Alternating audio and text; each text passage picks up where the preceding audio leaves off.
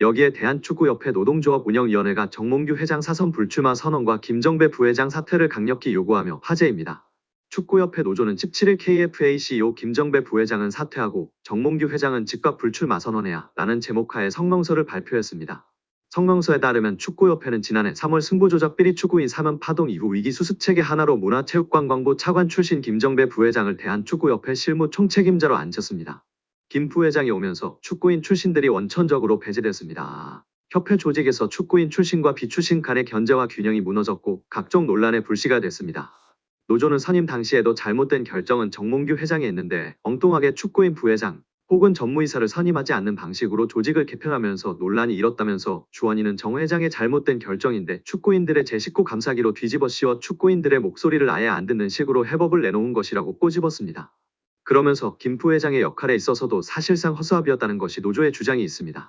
노조는 강도 높은 문제부 감사를 2달여 겪으면서 직원들은 한 목소리로 협회 내 컨트롤 타워가 없다고 아우성이었다면서 문제부 출신이니까 김정배 부회장이 키를 쥐고 어떻게 대응하고 후속 조치는 어떻게 해야 할지 등을 하지 않을까 하는 기대가 있었는데 놀랍도록 아무 역할이 없었다는 전언이라고 전했습니다.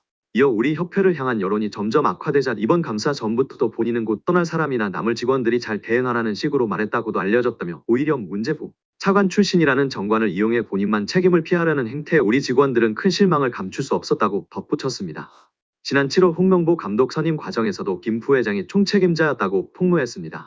노조는 이임생 총괄이사가 기술적으로야 주도했지만 세부 계약 조건 등은 김정배 부회장이 총책임자였는데 그 어느 보도에도 그의 이름 3글자는 찾아볼 수가 없었다며 이임생 기술이사가 협상 권한이 있다고 그의 등을 떠민 것도 바로 김정배 부회장으로 알려졌고 정 회장이 전력강화위원회를 다시 구성하자고 한 지시를 무시하고 문제없다고 밀어붙인 이도 그로 알려졌다고 알렸습니다. 아울러 그런 사람을 부회장에 앉힌 정몽규 회장의 인사 실패는 결코 가볍다 볼 수 없다며 김정배 부회장은 축구팬과 축구인들에게 석고대죄하고 즉각 사퇴하고 정몽규 회장의 불출마 선언이 한국 축구 정상화의 첫걸음임을 잊지 말아야 할 것이라고 강력 경고했습니다. 홍명보 감독이 축구대표팀 사령탑 선임 과정에서 대한축구협회 전력강화위원회 회의에서 1순위가 아닌 2순위 추천 후보였다는 스포츠윤리센터 조사 결과가 나와 논란을 낳고 있습니다.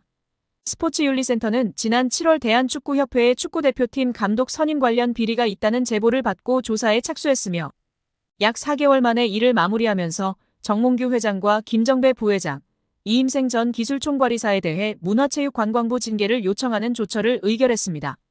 이번 스포츠윤리센터의 징계 요청 결정문에서 논란이 불거진 것은 홍 감독에 대한 전강위의 추천표였는데요. 신동욱 국민의힘 의원실을 통해 확인한 결정문에 따르면 스포츠윤리센터는 축구협회 국가대표 전강위 10차 회의에서 홍 감독이 다비드 바그너 감독에 이어 2번째로 많은 추천을 받았습니다. 이는 축구협회가 지난달 전강위 10차 회의록을 공개하면서 홍명보 감독과 외국인 감독이 가장 많은 7명의 위원으로부터 추천받았다고 밝힌 것과는 배치되는데요. 홍 감독과 함께 최다 추천을 받았다던 외국인 감독은 바그너 감독입니다. 대표팀 감독 선임 과정을 살펴본 문체부 감사 결과에서도 홍 감독이 전강위 10차 회의에서 바그너 감독과 최다 추천 후보였다는 축구협회 발표 내용과 크게 다르지 않았습니다. 그러나 스포츠윤리센터는 당시 한 위원이 추천 대상에 바그너 감독을 언급했으나 축구협회 회의록에는 이를 누락한 것으로 확인됐다고 짚었습니다. 스포츠윤리센터는 결정문에서 해당 위원으로부터 의견을 청취한 결과 회의록에는 추천하지 않았다는 외국인 바그너 감독을 추천한 것이 사실로 확인했다며 이에 따라 바그너 감독이 8명의 위원으로부터 추천을 받아 단독으로 1순위가 된다. 홍 감독은 7명의 추천으로 2순위였다고 했습니다. 스포츠윤리센터는 이번 조사에서 문체부 감사와 마찬가지로 감독 선임 권한이 없는 이전 이사가 최종 후보를 추천했다며 축구협회의 홍 감독 선임 과정에 문제가 있었다고 지적했습니다. 더불어 정 회장이 단체 수장으로서 감독 선임 과정을 제대로 관리 감독하지 못했다고 판단, 직무태만으로 징계를 받아야 한다고 했습니다. 김 부회장은 권한 남용, 이전 이사는 최종 선임 과정을 불투명하게 진행한 점을 이유로 징계 대상자가 됐습니다. 한국 축구에서 학명으로 가장 두드러진 인물이 바로 지금 이 시끄러운 와중에 축구 대표팀 감독을 맡은 홍명보 감독입니다. 박종환 감독이 대표팀을 이끌던 1995년 한국팀은 코리아컵 준결승전에서 예선에서 쉽게 승리했던 잠비아에 패했습니다. 그런데 이 경기 전날 박 감독의 억압적이고 비인격적 훈련에 불만을 품고 있던 홍명보, 황선홍 등 주전 선수들이 경기 전날 술집에서 대취할 정도로 술을 마신 사실이 언론에 보도가 돼 난리가 났습니다. 그래서 홍명보 선수 등은 징계 위기에 처했는데 이들은 그 제보자로 박 감독을 꼽았고 언젠가 안 갚음하리라 맹세했다고 합니다. 다음해 아시안컵 8강 대 이란전에서 한국은 6대2로 참패하였습니다. 유례를 찾기 힘든 처참한 패배입니다. 특히 전반에 2대1로 앞서고 있었는데 휴식 시간 라커룸에서 무슨 일이 있었는지 후반에만 연속으로 5골을 먹은 것입니다. 당사자들은 부인하지만 이 사건은 축구계뿐 아니라 축구팬들도 의혹을 거두지 않고 있습니다. 박 감독은 결국 감독에서 물러났고 당시를 회상하며 자살까지도 생각했을 만큼 개인적으로도 충격이 컸다고 했습니다. 한국이 참패를 당하자 국내 언론들은 11회를 이끌고 있는 홍명보가 태업을 이끌었다. 박종환 감독을 끌어내리기 위해 선수들이 태업을 했다라는 등의 뒷말들이 나돌기는 했지만 끝내 참패 원인의 진실은 밝혀지지 않았습니다. 당시 한 언론은 홍명보 선수가 과학적이고 체계적으로 지도하는 감독을 원한다며 스파르타식 훈련을 고집하는 박종환 감독에게 노골적인 반기를 들었지만 누구보다도 체계적으로 지도했던 아나톨리 비쇼베츠 전 감독에게도 노골적인 불만을 터뜨렸다고 전했습니다. 조중현 당시 KBS 해설위원조차 홍명보가 선수로서의 본분을 망각한 것 같다. 옛날에는 감독의 그림자도 밟지 않았는데 어쩌다 이 지경이 됐는지 모르겠다고 개탄했다고 합니다.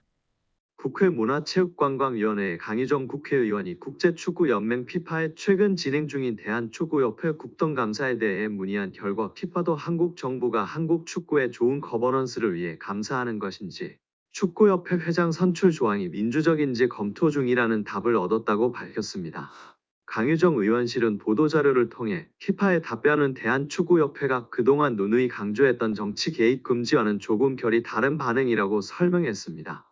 강희정 의원이 피파에 질의한 내용은 피파가 대한축구협회 제3자의 부당한 개입이 확인되면 징계를 받을 수 있다는 내용이 적혀있는 공문에 대해 국회의 축구협회에 대한 현안 질의와 문제부의 감사가 제3자의 부당 개입에 해당하는지 국회와 문화체육관광부로부터 축구협회 관련 정보를 받을 의향이 있는지 축구협회 회장 선거 규정이 독립성과 민주적 절차를 보장하고 있는지 제3자의 부당한 개입의 범위는 어디까지인지였습니다.